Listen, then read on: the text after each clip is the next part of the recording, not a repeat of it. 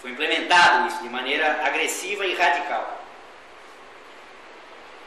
Segundo elemento de resposta do capitalismo para a sua crise dos anos 70. E aí vem o meu viés de deformação, aí os que concordam com deformação, é um número maior, marxista. É que o capitalismo, nessa época, descobre, obviamente que é uma alegoria, que acelerar o seu ciclo de rotação, ou acelerar os seus processos, tanto produtivos, como de comercialização e de compra do que ele precisa para entrar no processo produtivo, no linguajar marxista, acelerar o tempo de rotação do capital, influía diretamente sobre a taxa de lucratividade do sistema. Não é por outra razão, não é coincidência histórica, que todas essas novas formas de gerenciamento, toyotista, Kanban, layout, enfim, just in time, surgiram nessa época. Porque isso redundava necessariamente na redução do tempo de rotação do capital e, portanto, no aumento da lucratividade. Eu gosto de dar um exemplo sempre em sala de aula de uma empresa sueca chamada Volvo. Não é empresa de chocolate. Volvo é fábrica de caminhão grande, pesado. O tempo médio de permanência em estoque de peças de reposição na Volvo, no início dos anos 90, era algo em torno de 3 minutos e alguns segundos. Tempo médio de permanência em estoque de peça de caminhão. Para vocês terem ideia de como a rotação do capital era algo insano. A velocidade de giro desse tipo de processo produtivo. O terceiro elemento de resposta do capitalismo à sua crise dos anos 70 está relacionado também à desregulamentação do mercado. Só que é um outro mercado, além do mercado de trabalho, o mercado financeiro. E a esse mercado financeiro, e pelo que eu vi da temática geral do seminário, aqui é bom a gente frisar, é uma diferença em relação ao que aconteceu no mercado de trabalho. Para além da desregulamentação no mercado financeiro, começou a grita pela liberalização e internacionalização do mercado financeiro. Até hoje, eu não conheço nenhum neoliberal que leve a fundo, em termos práticos, o argumento da internacionalização e livre movimento da força de trabalho, por razões que podemos discutir depois. Mas o financeiro sim. E por que o financeiro sim? Por uma razão muito simples. Uma das características clássicas da crise do capitalismo é produzir capital demais. Capital demais em relação à sua valorização. E capital demais em todas as suas formas. Inclusive, e dada essa época histórica, que é o que caracteriza essa época histórica, mais do que nunca, capital na forma financeira. Se foi produzido capital demais na forma financeira, que não tem mais onde encontrar espaço de valorização, é preciso criá-los. Aonde? Nos mercados financeiros desregulamentados e liberalizados em termos mundiais. Portanto, o que se fala aí de financiarização da economia, ou em termos marxistas, aumento do capital fictício, nada mais é do que a pressão por espaços de valorização de um capital que não poderia mais ser valorizado no centro da acumulação de capital. Então, notem, a tentativa de recuperação da economia capitalista nos países centrais passou por reformas neoliberais no centro, inclusive processo de privatização, desregulamentação dos mercados de trabalho, financeiro, passou por aumento da rotação do capital e por mais outros dois fatores que vão impactar diretamente nas nossas possibilidades aqui na periferia. O primeiro deles é que justamente na virada dos anos 70 para os anos 80, aumenta, não é que tenha sido gerado aí não, mas aumenta a transferências de recursos, renda, ou diria um marxista como é o valor que é produzido na periferia, mas vai ser apropriado e acumulado nas economias centrais.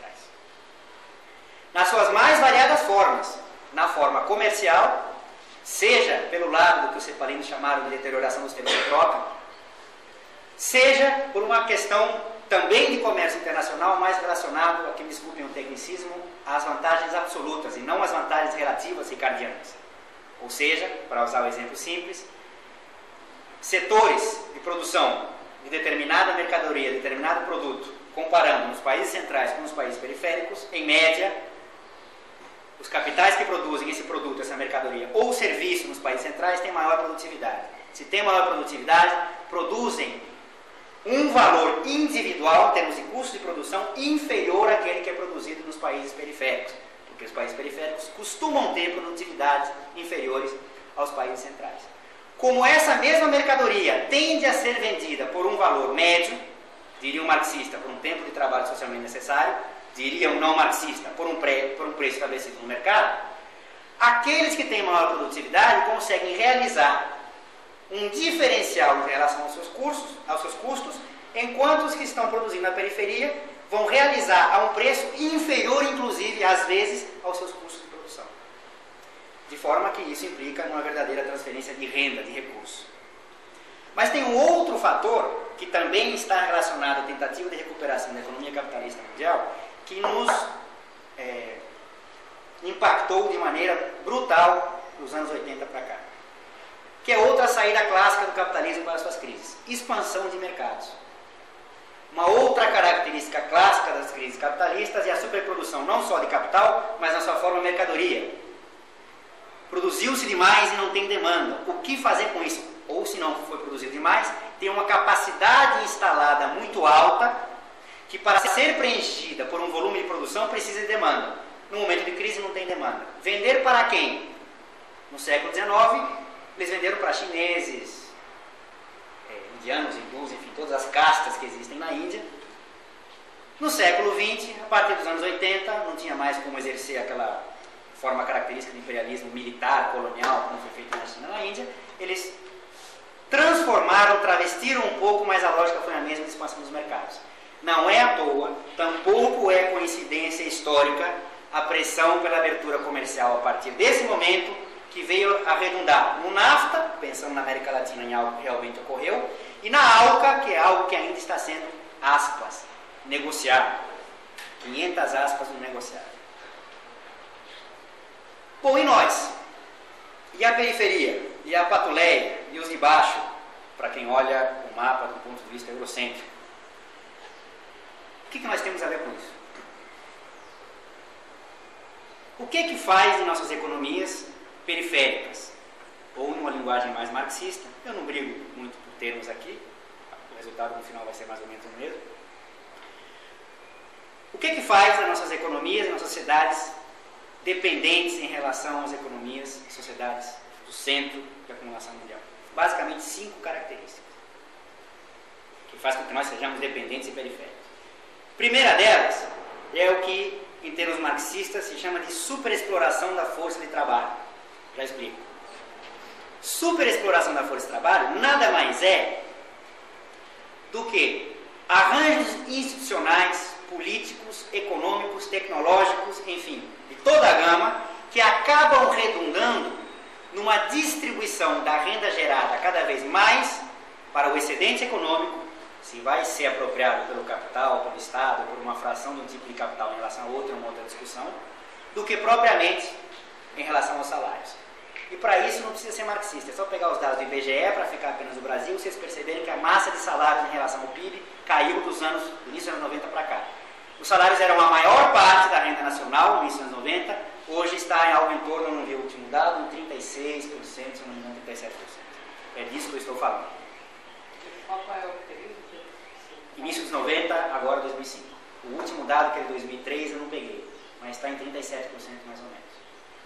E tem lugares piores. O Brasil ainda tem lugares piores.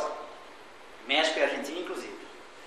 Então, a primeira característica que faz nós periféricos dependentes, uma superexploração da força de trabalho, que se manifesta basicamente em 3 elementos: achatamento salarial, aumento da jornada de trabalho, às vezes disfarçada. Não é a questão legal de trabalhar 8 horas ou não trabalhar 8 horas por emprego, não é isso. Mas é que às vezes, o mesmo trabalhador, para conseguir manter a sua renda, precisa, além daquelas 8 horas de trabalho, justamente por causa do achatamento salarial, arrumar um segundo, terceiro, quarto emprego. Isso, na prática, nada mais é do que aumento da jornada de trabalho, embora disfarçado por vários empregos.